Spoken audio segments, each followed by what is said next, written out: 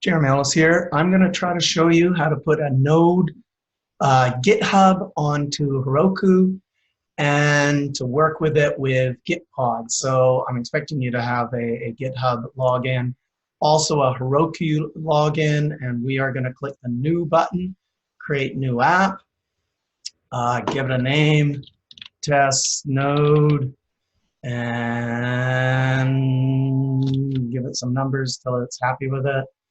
Create the app.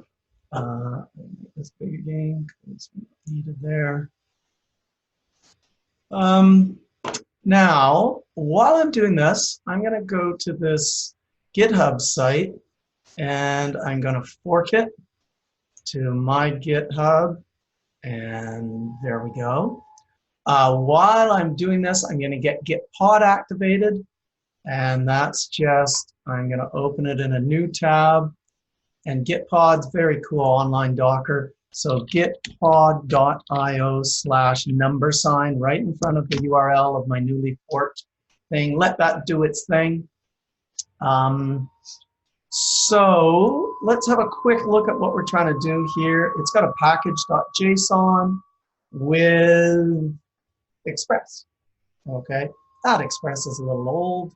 I'm going to bump it up to 4, so I'm just going to edit that. But problem, it does not have a start function. And I've kind of forgotten how to write them. Let's just go in here and try writing a script. I'll probably have to look this up. Colon / start. They're all kind of the same. Node app.js, and probably in double quotes. So as I've said, probably going to have to look into that and make sure I've done that right. No comma because it's the only one. You need that for Heroku to know what to do with your app once it's installed with dependencies. So let's save that. Unfortunately, I did load Gitpod without that.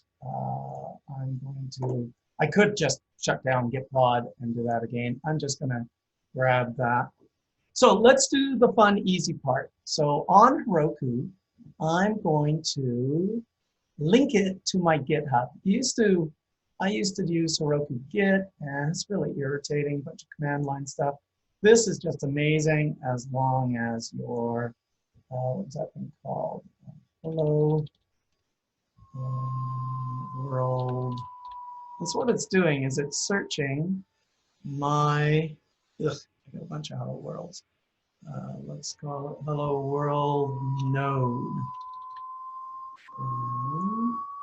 Should find it. There we go. So I'm connecting to that.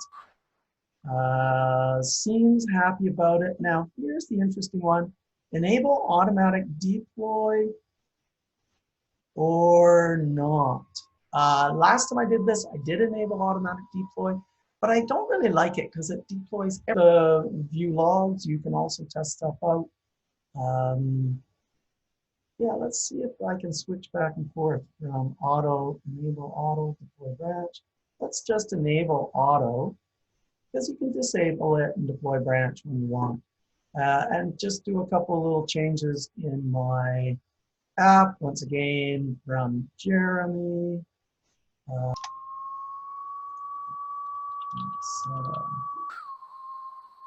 Okay, here we go.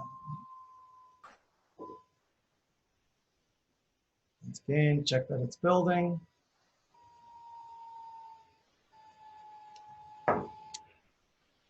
Looks like it's building. Build started.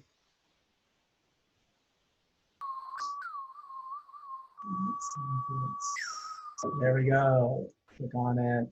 Put it on the website. Done.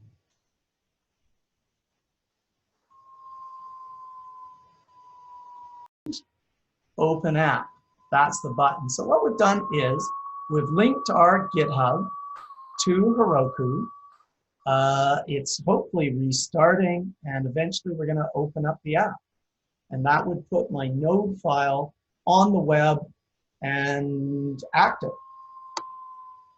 Now let's just have a look at what's going on with Gitpod. That's the normal login area. Okay, let's see this one. Looks like, oh, there it goes, it's built. Now a reminder, I changed this package.json, so I'm just gonna paste my new one, Control S to try npm. By the way, I is in for install, if you like the proper command. So that's cool, that's now correct. Okay, my bad, that should be scripts. Let's just try, oh, let's save. Try that again. Okay, listening on localhost. Shoot that down. We've got open in browser. And there's Hello World, Node app running in. Run back to Gitpod. Gitpod's kind of nice if you're familiar with this, because it's got your Node modules that are all installed. You're online, you can test stuff out.